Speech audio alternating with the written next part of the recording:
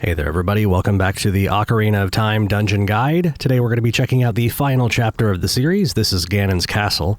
This dungeon here is a pretty long and complicated one, as it probably should be, considering it's the final area of the game.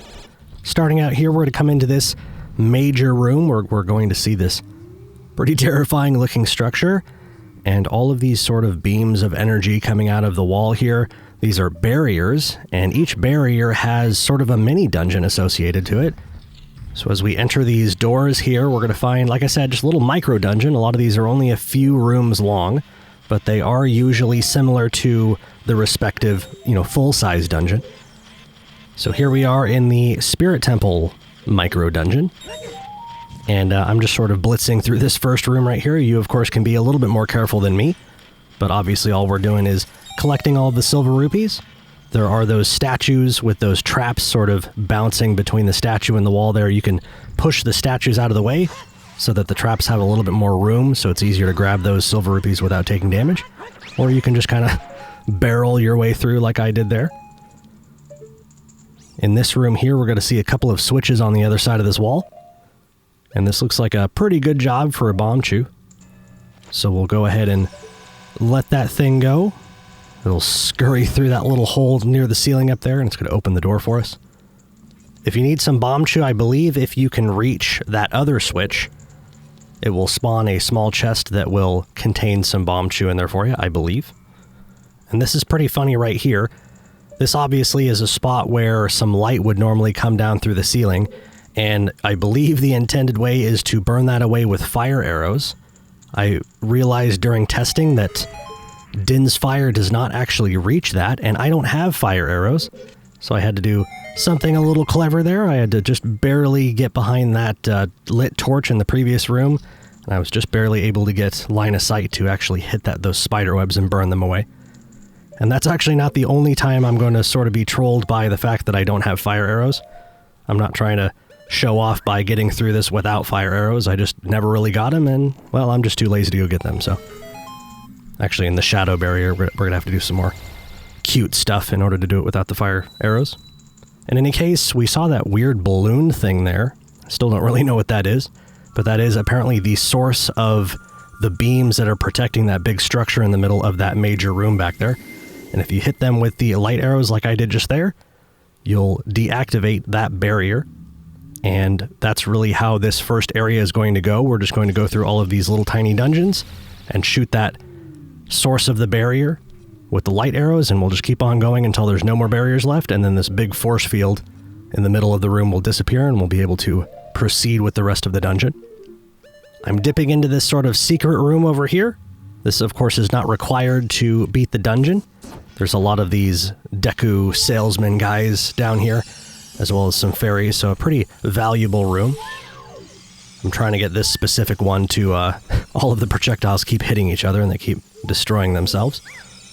But this Deku guy is going to sell us some arrows, considering I only had a couple left, and I know that we're going to need at least one arrow to deactivate each barrier. I went ahead and dipped in there and bought some of those.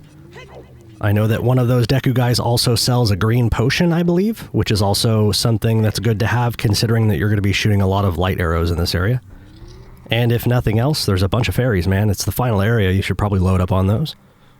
Coming in here, we're entering the forest section of Ganon's castle. And this is another spot where I think you're probably supposed to have fire arrows. You can use Din Fire to light up all the torches on the ground. Oh yes, a chest's going to spawn right here, but it's not like it's a key or anything. We can kind of ignore that. But yeah, I think you're supposed to use Din's fire to light these 4 torches, and then use a fire arrow to light that torch all the way up there. But what we're going to do is actually light the torches using Din's fire, and then use one of those lit torches to fire an arrow up above. Kind of got to be quick to make all this work.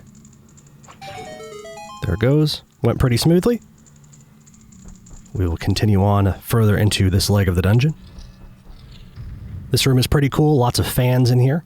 If you watch the Shadow Temple guide, you heard me ramble on about how the Forest Temple may have actually been a wind temple earlier on in development, and this sort of supports that theory. I think Ganon's Castle may have been developed, earlier on in the development of the game, and it almost kind of seems like as other parts of the game changed during development, Ganon's castle just sort of stayed the way it was. Look at the medallion right there. Still looks like a fan. Anyway, I could go on about that all day, but I probably shouldn't. As you can see in this room, picking up some silver rupees. We hit that switch there, which made this hookshot target spawn. And I tried to grab that one silver rupee in front of that fan, but I got blown away, so we'll try that again. And once we collect that, the door will open, and that'll be it for the Forest Temple section of Ganon's castle. Just waiting for that fan to turn off so I don't get blown away again. There we go. As I enter these last rooms on these little mini dungeons, you'll usually see me turn and break open these jars. What I'm usually looking for is magic. I was able to get some there.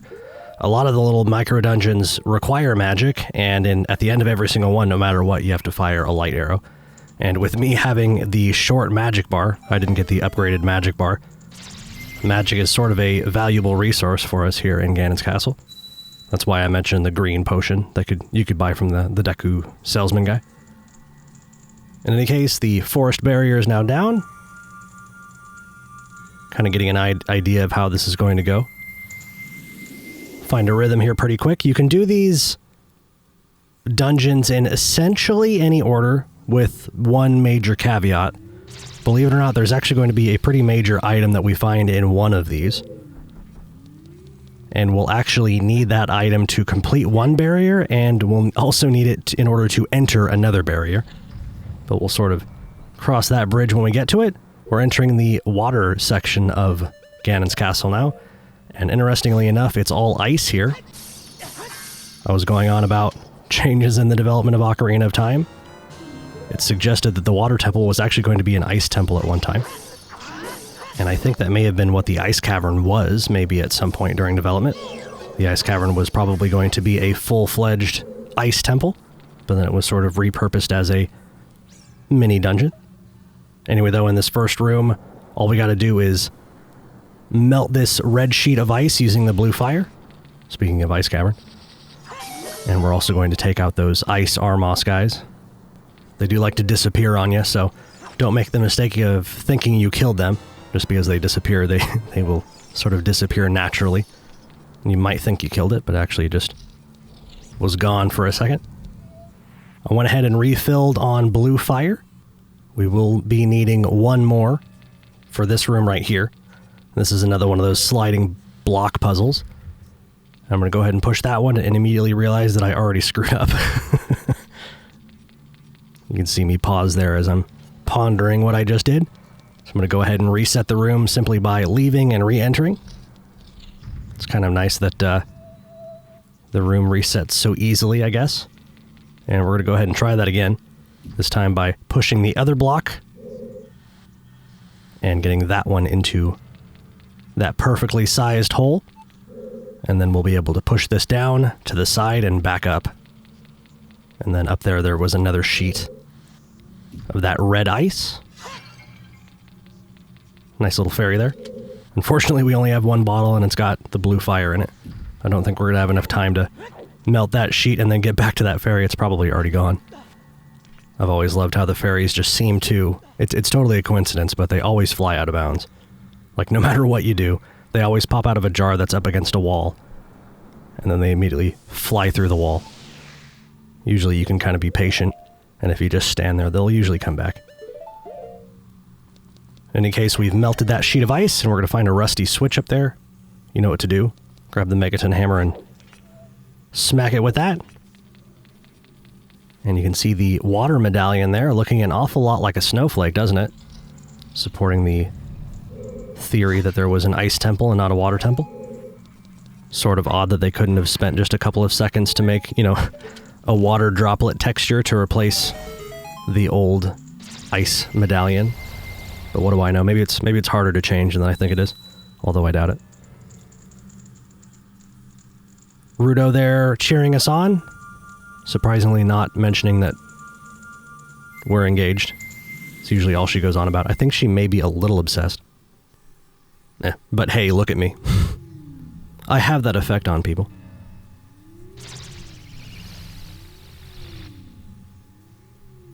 blue beam done, we'll be moving on to the shadow barrier now. This is the barrier that has, I alluded to, another item. There is going to be an item in a chest over here, and this is yet another barrier that we really should have had fire arrows for. So I was sort of aiming at that torch over there. If you shoot a fire arrow over to it, it will spawn a bunch of these that kind of look like blocks of ice. They're kind of white, transparent blocks, maybe ghostly blocks, I don't know. But since I don't have fire arrows, I'm actually going to sort of cheat this by using the long shot to just barely reach that torch. And luckily there's a like over here, which is one of the enemies that you can pull yourself towards when you use the hook shot. And I believe you have to roll in order to make that gap with the hover boots. I don't think you can simply run. I think you have to throw a few rolls in there because you move slightly faster when you roll. And then finally, again, there's another torch there that would create a few more blocks that would, one, create a staircase down to that, but we can use the hover boots to sort of land directly on the button, and then we can shoot the chest to get back up here. And here we're going to find something a little unexpected. So there we go. We got the Golden Gauntlets. This will allow us to throw some pretty huge, like, black obsidian stones that we'll see later on in the dungeon. I'm going to go ahead and grab the Eye of Truth and show that there's some invisible walkways here. Over here we have a rusty switch. You, of course, can follow that twisting path over there, or you can just glide across. I'm going to go ahead and hit that rusty switch, and all that does is open the final door. And you could go back, and I hope you saw there was another invisible bridge there. But we'll just go ahead and hook shot straight to the end. And that's how you get through that barrier, apparently, without the fire arrows. Really, though, just go get the fire arrows. Anyway, we'll go ahead and pop this barrier bubble, the barrier balloon, and we'll get sent back yet one more time. And all we've got left are the fire barriers and the light barrier, and both of those are going to require the gold gauntlets. So before I sort of halfway said that you can do these in any order, probably shouldn't have said that because, yeah, you definitely got to do shadow before fire as well as light.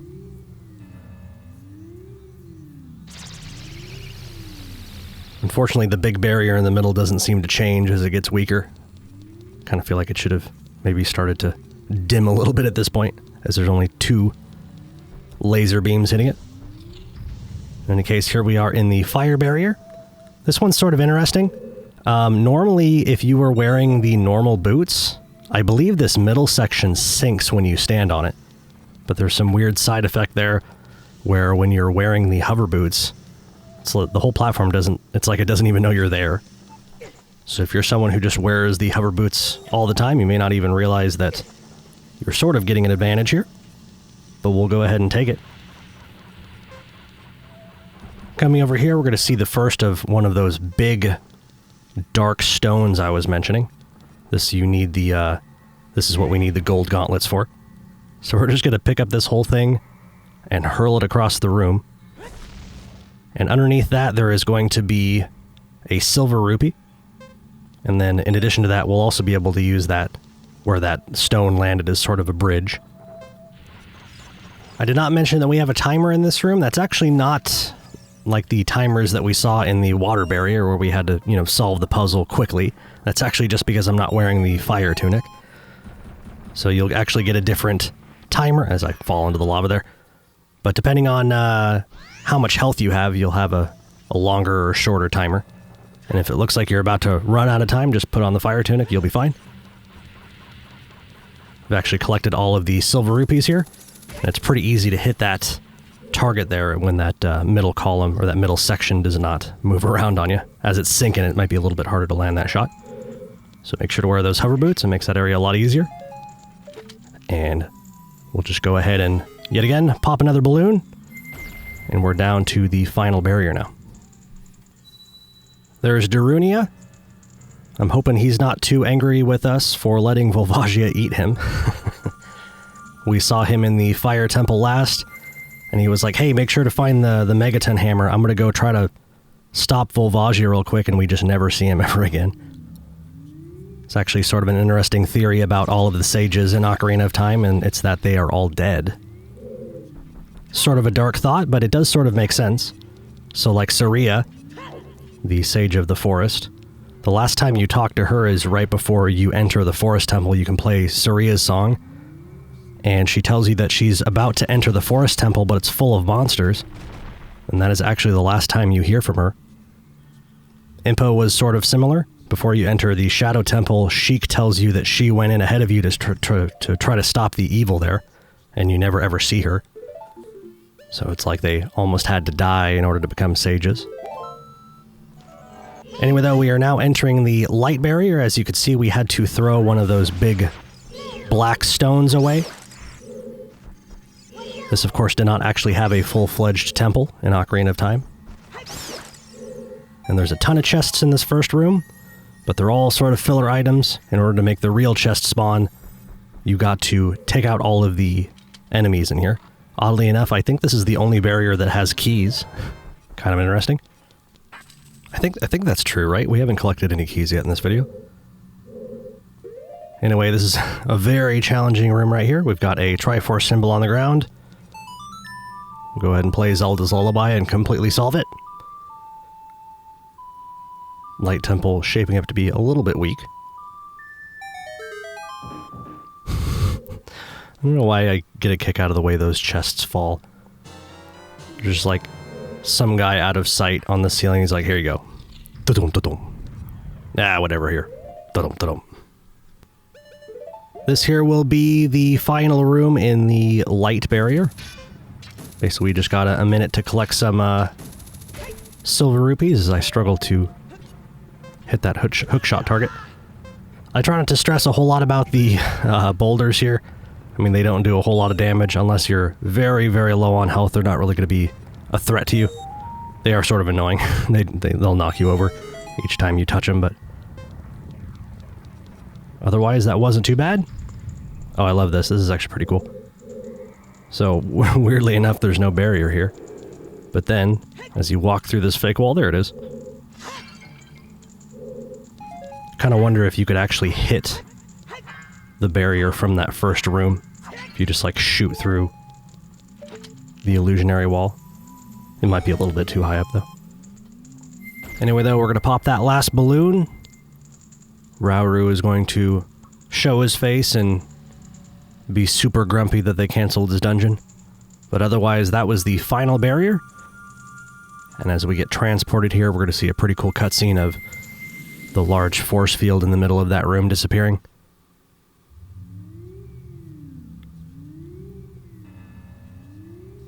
That last beam of energy holding that entire force field together. And there goes the force field, opening up the doorway to the upper portion of Ganon's castle. It's now open to us. And I think what I'm going to do now is I'm going to go ahead and end this video. We'll sort of consider this the barrier portion of Ganon's castle. It's a pretty complicated section. And I think next week we'll come back, do the upper portion of Ganon's castle, and finish the game. So anyway, I hope you learned something. Thank you so much for watching. Stay tuned for the second half of Ganon's castle, and I'll see you in the next video.